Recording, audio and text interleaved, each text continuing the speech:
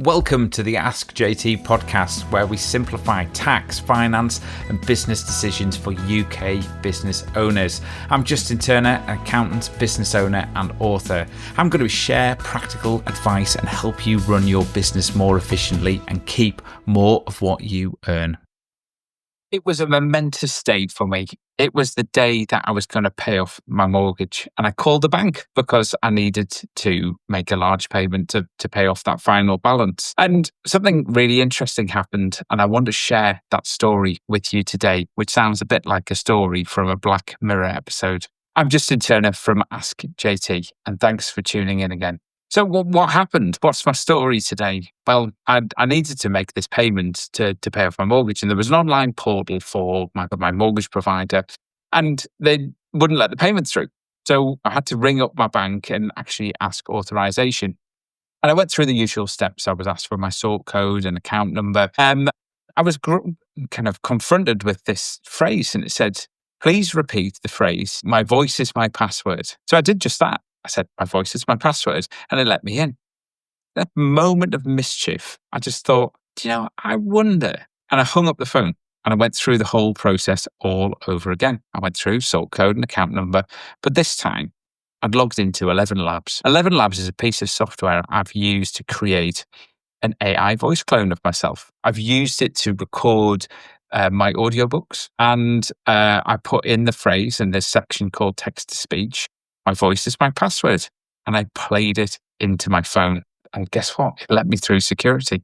Thank you for passing security. I then got through to this very nice, charming woman at HSBC who helped me with the transaction. She asked me all sorts of questions like, "Are you being coerced into making this payment?" There was all sorts of questions about fraud and security and everything like that. And then obviously I went through all of those questions and queries that she had about the transaction.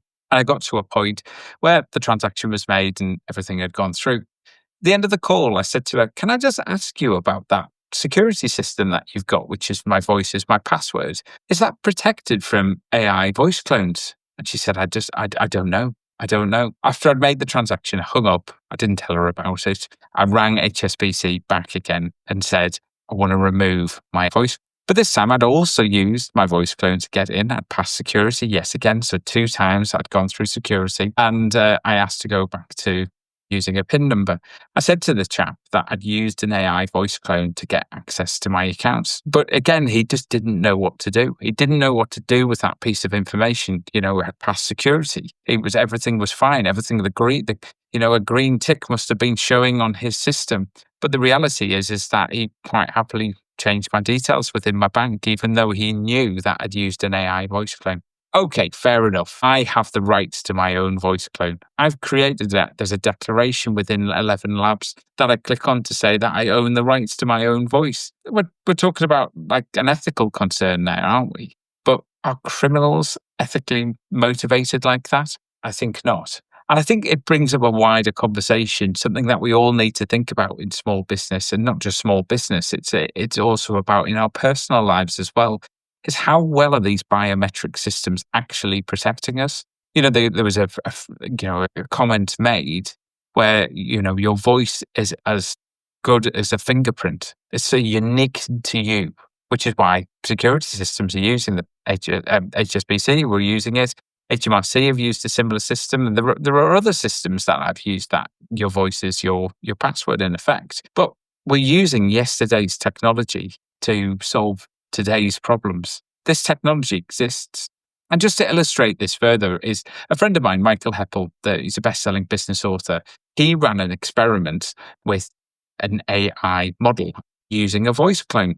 And he shared a video with me of him using this AI system that he links up to WhatsApp. He'd had a technology expert helping him. And he had a full conversation with what appeared to be him. So just imagine that in your business for a second, that someone can clone your voice, connect it up to a AI model. I don't know what AI model he was using. Maybe it was ChatGPT. And then connecting it up to something like WhatsApp, where it can make an outbound call and actually have a conversation with something. His AI model was responding to questions. You could ask it anything and it would respond in his voice. And I think that brings up all sorts of things about how we're actually protecting our businesses. In my own work, imagine if someone rang one of my colleagues at work and said, "Oh yeah, could you authorize that payment for such and such?" All of a sudden, they would just think it's me. It sounds like me. You can train AI models on data on me. And it's not complicated to create these things as well. It's really, really not. I've been talking to my colleagues at work a little bit about kind of security and what we're going to do going forward. You can build in some really, really simple things into your business that can protect you against this sort of stuff. And I think the first one is anything that is using your voice as your password. I would probably recommend you get rid of that and go back to a standard PIN code, and obviously keep that really, really securely. The second thing that I'd suggest you do is that you have a password. So when you see that person, so let's say it's a financial controller in your business, is say, look, why do we agree a special code word? And you can use that code word. So if they call you out the blue and ask you to make a payment, for example, you can say, could you just give me the code word? And that will obviously help you protect yourself from that. This is just a short message today because I want to spark something in you to maybe start questioning some of these things that are happening out in the technology marketplace, because it's all very well to say, oh, well, AI, I'm not really interested in it. I'm not going to use AI. The problem is people can use AI against you, and they can use these technology products and tools that we've got available against you and cause your business damage.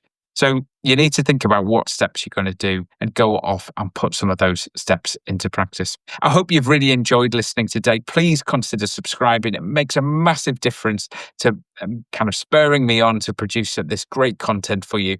And I'll see you at the next video. Thanks. Bye. Thanks for listening to the Ask JT podcast. Subscribe for a weekly episode. And if you found this useful, share it with a fellow business owner who might benefit.